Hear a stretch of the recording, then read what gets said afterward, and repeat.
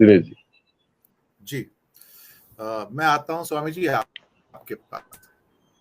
स्वामी जी, ऐसा लगता है कि अगर आपको एमपी का टिकट चाहिए, एमएलए का टिकट चाहिए या मंत्री पद चाहिए, तो पहले आपको क्वालिफाई करना पड़ेगा एग्जाम कि कंडेम गांधी और गोडसे को आप महिमा मंडन करो, माल्यार्पण करो। तो इस ढंग से आप सीधे नजर में आ जाएंगे कि मोदी जी नोट कर लेंगे और फिर ये कहेंगे मैं मन से तुम्हें माफ तो नहीं करूंगा, लेकिन आपको टिकट मिल जाएगा कोई ना कोई। हो सकता है मंत्री पद मिल जाए गिरिराज सिंह की तरह, या हो सकता है वो त्रिवेंद्र सिंह रावत की तरह मुख्यमंत्री पद भी मिल जाए सर। तो अब नई क्वालिफिकेशन आई है कि गांधी को कंडेम करो। वैसे आज कुछ और भी हुआ सर।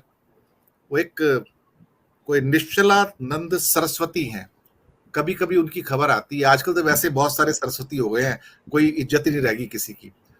उन्होंने आज कहा है कि आपको मालूम नहीं है कि भारत में कई दिन आकर ईसा मसीह रहे। ईसा मसीह सनातन थे और वो टीका लगाया करते थे, और पुरी में भी 3 दिन उन्होंने गुजारे हैं वहां पर। सर ये पागलपन कहां जाएगा सर? ये कोई लिमिट है, कोई सीमा है इसकी क्या? कि इन जैसे व्यक्ति अगर इस टाइप की क्या कहते हैं कि जो सारी अफवाहें उड़ाते हैं। सर ईसा मसीह कब भारत में आया सर? और वो सनातनी कब था सर? और कब उसने टीका लगाया? बोलते उनके कुछ हमारे पास प्रमाण भी हैं। हम लगता है कि एक मध्यकालीन या पाषाण कालीन एक अफीम खाए पागलपन देश के अंदर में एंटर कर रहे हैं, एक ऐसी सोच के अंदर जहां इन लोगों को समर्थन मिलता है, एक नहीं दो नहीं, करोड़ों का। ये नया भारत है सर। अखिल स्वामी जी, आपकी टिप्पणी। देखिए दिनेश जी, मेरे ख्याल से आप अनावश्यक रूप से आश्चर्यचकित हो रहे हैं।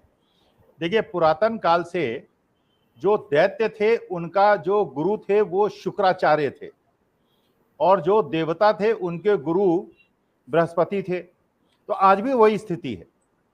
जो दैत्य प्रवृत्ति के लोग हैं उनके गुरु गोडसे हैं, और जो देवता तुल्य लोग हैं उनके गुरु गांधी हैं। तो ये युद्ध तो पुरातन काल से, सनातन काल से चला आ रहा है, अभी भी चलेगा। तो सर ये शब्द सुनने के लिए तभी तो आपको आमंत्रित करता हूं मैं, ताकि ये शब्द सुनने को मिले और कम से कम मैं भी सही मार्ग पे आ जाऊं। अगर मैं उल्टा जा रहा हूं तो मैं अब दूसरा दिनेश जी, आप ये सोचिए इनके आदर्श कौन कौन है। इनके आदर्श हैं सावरकर, इनके आदर्श हैं गोडसे, इनके आदर्श हैं दीनदयाल उपाध्याय, इनके आदर्श हैं आरएसएस के वो प्रमुख। अब एक चीज देखिए कॉमन है, इसमें कॉमन फैक्टर है, ये सब ब्राह्मण है, ये सब ब्राह्मण है। और दूसरी तरफ वो विचारधारा है जिसमें वैश्य समाज को भी हम अपना गुरु मानते हैं। देखिए, हमने हमेशा रावण को बुरा माना और भगवान राम को अच्छा माना। तो हमने ये माना कि जो अच्छा है वो अच्छा है, जो खराब है खराब है। तो अगर आप मनुवादी हैं या ब्राह्मण हैं तो अच्छे नहीं हो गए। तो इसलिए हमने रावण का पुतला जलाया, हमने भगवान श्री राम को माना। तो वास्तविकता में इनके जितने भी आदर्श हैं वो सब ब्राह्मण हैं। अगर ये समतावादी हैं और अगर ये मानते हैं कि हिंदुओं को एकत्रित और संगठित करना चाहिए, तो आरएसएस में आज तक केवल रज्जू भैया को छोड़ के दूसरी जाति का प्रमुख क्यों नहीं बनाया?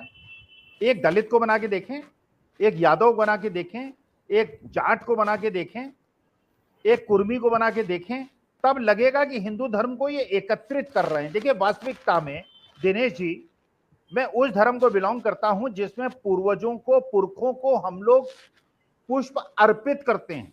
हम सनातनी लोग हैं।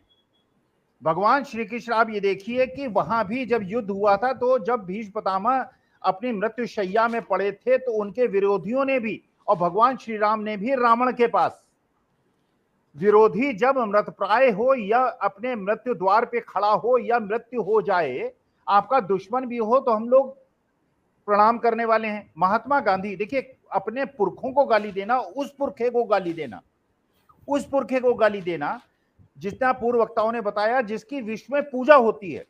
भारतवर्ष की पहचान, भारतवर्ष की पहचान महात्मा गांधी, पंडित जवाहरलाल नेहरू हैं।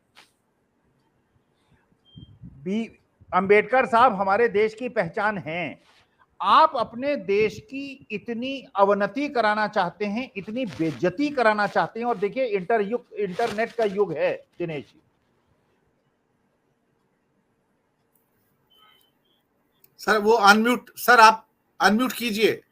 जी अब आप ये सोचिए दिनेश जी, क्या इंटरनेट के जमाने में ये चीजें लोग नहीं देख रहे हैं कि आप अपने देश के अंदर तो गोडसे को पूछते हैं, गांधी को गाली देते हैं, और जब विदेश की धरती में आते हैं तो गांधी को माल्यार्पण करते हैं, आप गोडसे को भूल जाते हैं।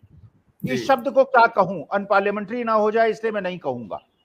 देखिए, वास्तविकता में हमारे हिंदू धर्म और सनातन धर्म का भीषण रूप से अपमान हो रहा है। क्या गांधी का केवल इसलिए अपमान हो रहा है कि वो वैश्य समाज से आते थे?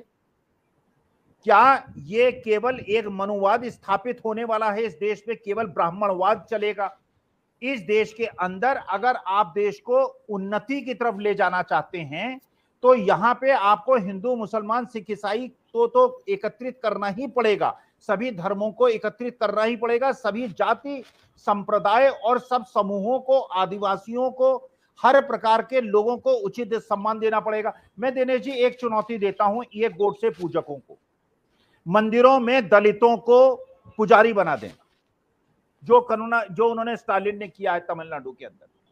आप बैकवर्ड्स को, पिछड़ों को, और जिस दिन इस देश के अंदर एक दलित चश्मा लगाएगा, घोड़ी पे बैठ के बारात में जाएगा, और जिस दिन एक थाली में बैठ के दिनेश जी, अब जिस दिन हम खाना खाएंगे जिसमें सवर्ण भी होंगे, जो तथाकथित सवर्ण है, जो मैं भी हूं क्योंकि मेरा जन्म स्कूल में हुआ है, और जहां दलित भी, बैकवर्ड भी, हिंदू भी, मुसलमान भी, एक बड़ी थाली होगी और बैठ के एक साथ खाना खाएंगे।